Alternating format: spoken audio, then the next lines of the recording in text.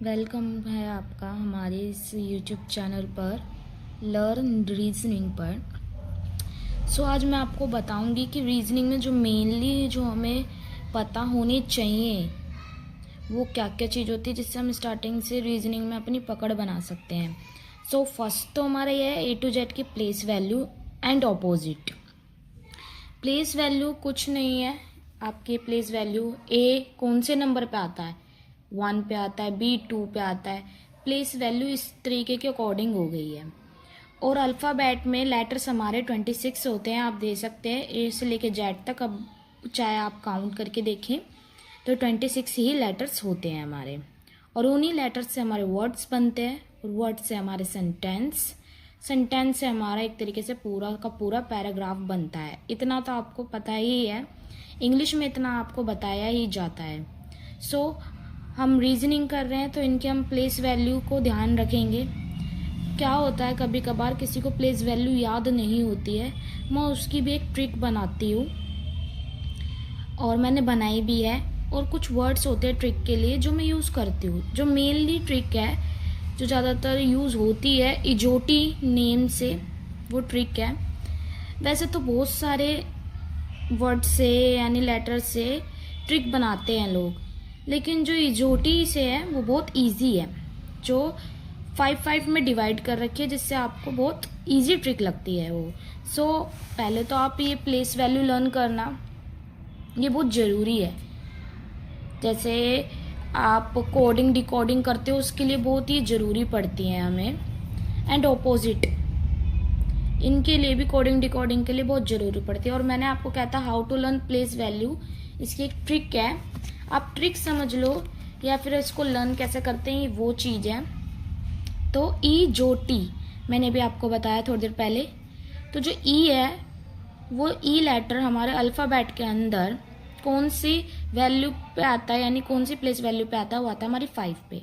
और आप ऐसे भी यहाँ से देख सकते हैं। तो आप 5-5 करके 5 मैंने इस तरीके के डिवाइड कर दिए हैं। जो भी ई से पहले होंगे वो 4 ABCD होंगी, फिर ई से लेके जेड तक के जो बीच में होंगे वो लेटर्स होंगे। तो ऐसे 5-5 करके जो डिवाइड हो गए हैं, इससे आपको थोड़ा इजी लगेगा। इस वजह से मैंने ये अप्लाई करा है कि जिससे आप इस चीज़ को यूज़ कर सको और प्लेस वैल्यू को लर्न कर सको। ये इतने हार्ड है नहीं जितना आपको लग रहा है। और सेकंड हमारा है 2 to 20 या 30। स्क्वायर्स याद कर लो या क्यूब याद करो। याद तो हमें स्क्वायर और क्यूब दोनों ही करने हैं, लेकिन इसमें हमारी थोड़ा सा चॉइस कर सकते हो आप कि अगर आपकी कैलकुलेशन बेस्ट है तो आप 30 तक तो अपना आप आराम से कर सकते हो। जिसकी थोड़ी नॉर्मल है वो 20 कर लो, यानी 20 तक तो लर्न करना कंपलसरी ही है। और टेबल्स 2 to 20 तक तो आपको आने ही चाहिए। अब आप रीजनिंग यानी गवर्नमेंट जॉब की प्रिपरेशन कर रहे हैं रीजनिंग के लिए, तो ये बहुत इंपॉर्टेंट है, आपको टेबल आनी रीजनिंग में, मैथ्स में भी। लेकिन ये क्या है, इनसे ना हमारे बहुत से क्वेश्चन सॉल्व होंगे, बहुत सारे। और हमें इसमें जमा घटा भाग ये सब भी ज़रूरी होता है। ये एक तरीके से मुंह जबानी बता दे तो सही रहता है, लेकिन मैं चाहती हूँ आप इसको नॉर्मली पढ़ें, स्क्वायर और क्यूब को, क्योंकि आप जितना लर्न करेंगे आपका उतना इस चीज़ में दिमाग ख़राब होगा। जो अभी बिगिनर्स हैं जो इसको पढ़ रहे हैं, मैं चाहती हूँ आप 20 तक ही पढ़ें, और जो मैथ्स में बेस्ट सही है वो 30 तक करें, और जो मैथ्स में बेस्ट भी सही पे ना उनको 30 तक क्या पता आता भी हो।